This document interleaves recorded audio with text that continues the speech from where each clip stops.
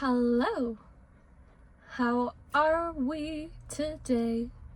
Great, so glad, so happy you're here. And today we're going to talk about a personal story of mine that leads me to just chew on a thought, and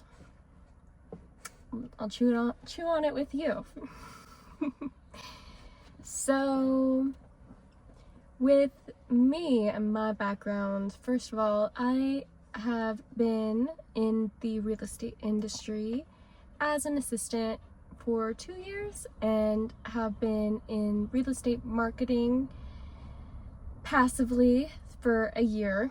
Definitely open to not being completely niche, but for beginning my business, the niching was very helpful. And I also feel like real estate wise, I am quite adept at understanding the complexity that e-commerce brings to that process, because I myself have moved many of times, 5 times before graduating high school.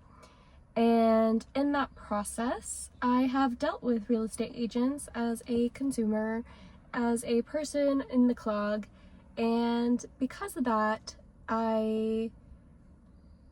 this is the thoughts to chew on. So let's dive into it. So let me tell you about my first showing. The one I was never supposed to be a part of. It was 2008. My father, he's a tech savvy wizard, was handling our home for sale by owner. And the market had just shifted, and sellers like us were feeling the squeeze of 2008. Fun year. We were moving due to a job change, and leaving this house behind was definitely bittersweet. I had very good goodbye parties and last sleepovers at that house. I was back in 6th grade then when the house started to go for sale, and was supposed to go to a friend's after school, but she canceled last minute.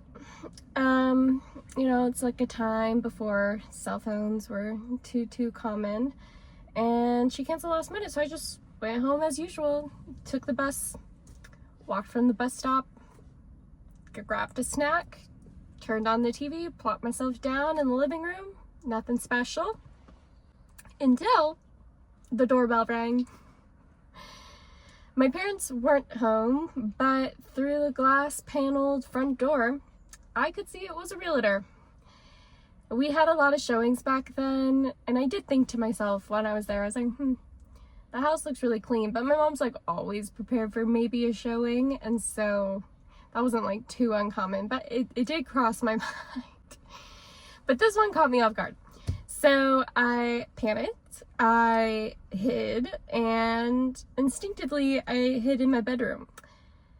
Worst place I could have chosen, honestly.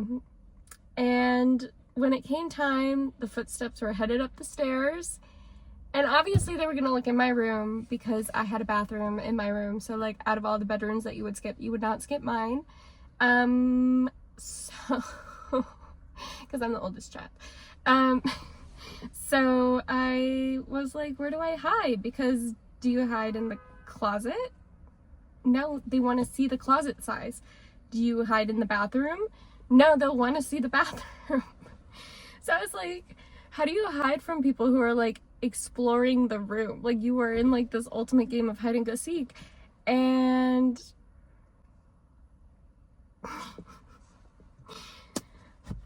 honestly, it's so funny, but it's also like still actually traumatizingly embarrassing. So in a desperate move, I wiggled underneath my bed, but I didn't really fit like all the way. My legs were completely in one shoulder, but like not my head and not this shoulder.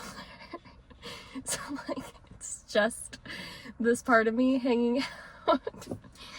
And I'm like on the far side of the wall towards the windows, so like you walk into the room. So I was just like finger crossing, hoping that they wouldn't walk all the way into the room to be able to see me. Because like the closet and the bathroom is all on the other side of the bed, so I was like, maybe they won't. But the potential buyers walked in, and just one of them, like, almost plan would have worked, because there was like the realtor, the wife, and the husband, and then the husband came over to my dresser and like looked at a picture, and he looked at a picture, and then he just like looked over at me, and he was looking at her, and she was looking at him, and it was really bizarre. He like didn't know what to say, so he didn't say anything. And I didn't know what to say, so I didn't say anything. So we pretended like we didn't see each other, even though we definitely did see each other. So I'm like half under the bed, half out, completely horrified. He didn't say a word, neither did I, and we were just paralyzed in the situation. And then they went downstairs and probably talked about how they saw me. But I wasn't a part of that conversation. I just stayed in my room. So it's a showing neither of us will forget, obviously. But what strikes me now is that how that feeling of fear of being exposed in my own home is what so many of us are experiencing today, but in a digital sense. The unexpected level or unprecedented level of access we now have to each other's private spaces through online listings, virtual tours, AI-driven technologies is creeping into our most sacred spaces.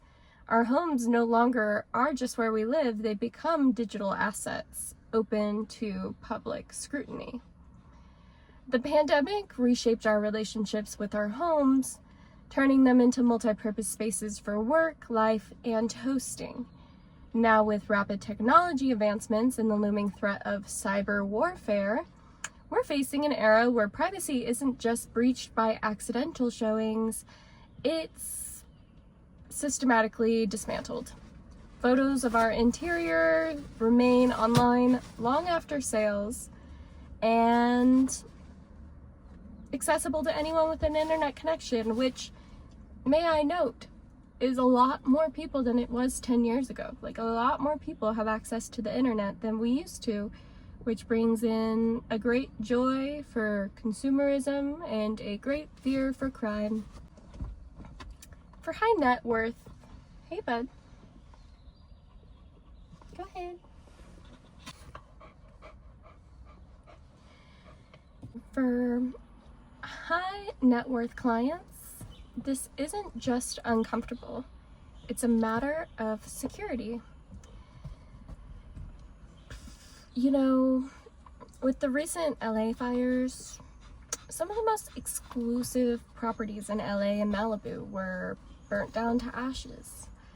As reconstruction begins, I can't help but wonder, the homes of, say, Paris Hilton and Miley Cyrus, could these homes command a higher price when they sell later in resale simply because their interiors have never publicly been seen?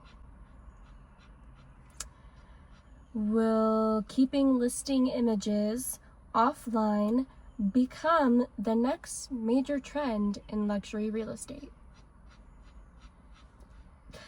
If so, how does one promote a home without revealing it? And how does an agent showcase their ability to sell while preserving discretion? Questions, so many questions. And this is like the chewing part, you know? This is the chewing part. As somebody who can find photos of my childhood room on Zillow from 2008, I can't help but wonder, how are we navigating this next wave of digital exposure? The joy I once found in nostalgia quickly fades when I think about the vulnerability that comes with such unrestricted access. Even now, when I was reading that, I was like, oh, in my head, I should put up a photo from my Zillow that's on the internet because it's our photos. It's my room. It was my room, but it's not my room anymore, and somebody else lives there. And so if I did put up the photo, like, technically would have the rights, and it's not any different than me posting a picture of me in my room back when I was a kid.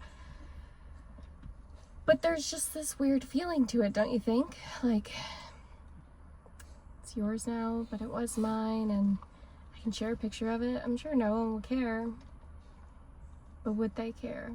It's hard to say. Like, we just don't know the crime that's about to happen to us and how it will be used against us. So, how do we protect the privacy and security of homeowners in an age where every corner of their living space can be digitalized and accessed with a click? This is where AI could become the actual silver bullet and not just the bullet that's hitting us, if used wisely.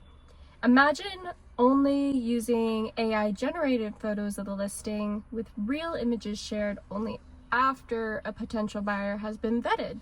I mean, I'm vetted to see it in person, so should I be vetted to be seeing it digitally? I also think about like the idea of back in the day, if somebody's house that was like the nicest house in the neighborhood finally went for sale, everyone would come and looky-loo because they've never seen the inside of this home and it's always been the nicest one on the block, so they just want to look. And now people do that on Zillow all the time. So should we limit interior photos altogether, focusing on exteriors unless access is granted by the listing agent? This could be done through secure expired links that offer temporary access and viewership. You know, and that just goes into the whole comment of like accessible and making sure that everyone has access to view what's for sale. But it's like, I don't know. It's just this whole conversation where everyone has to have access, but not everyone has good intentions. It's no secret people browse Zillow for fun. I mean, scrolling through mansions they'll never buy. I've done it. They'll never buy, oogling at the most extravagant properties, mentioning, "Oh, I would never do that to my bathroom." Sips wine in the robe on the couch. Eating cheese from a can. But, you know, it's become an internet trend. A guilty pleasure. But while the public enjoys the digital window shopping, those with the most to lose want it the least. As real estate professionals, it's your job to protect them. Right? Because ultimately, safeguarding these digital footprints will not only protect your clients, but also the longevity of your careers. In this fast evolving industry, the world is changing, and with it, so must we. Let's chat again soon. Gibbs. What's kind of funny about this particular newsletter is that most of my newsletters, I feel like I'm kind of teaching a Gen Z perspective to maybe somebody who's in baby boomer or Gen X or an older millennial. But I think actually this one is a conversation where I'm waiting for Gen X and baby boomers to come up with a solution, because I see how us Gen Z and younger millennials are using the internet. And so I see a future problem for how we're moving forward. And I actually think we need people with more wisdom of how things have been protected in the past to come forward with solutions that translate to our new operations.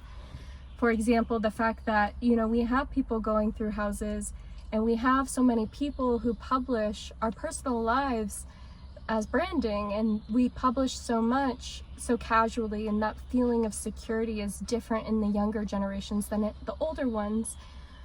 But like I mentioned, cyber warfare, there's so many more people online than there ever has been before, and I just don't think we're sharp yet in digital defenses. So knowing that security is just the privacy wave, the security wave, it's coming. It's going to be a big one, and it's going to be one that has to be led in practice by younger generations, but in thought by older, if that makes sense. So we're gonna have to see how this like all compiles out. love to hear your thoughts on it. Like I said, this one's just a chew on. And if you're just that guy that happened to be at that showing or that couple, you know, hi. Hi again. That was so awkward. I'm so sorry. Okay. Bye, everyone. See you later. Mwah.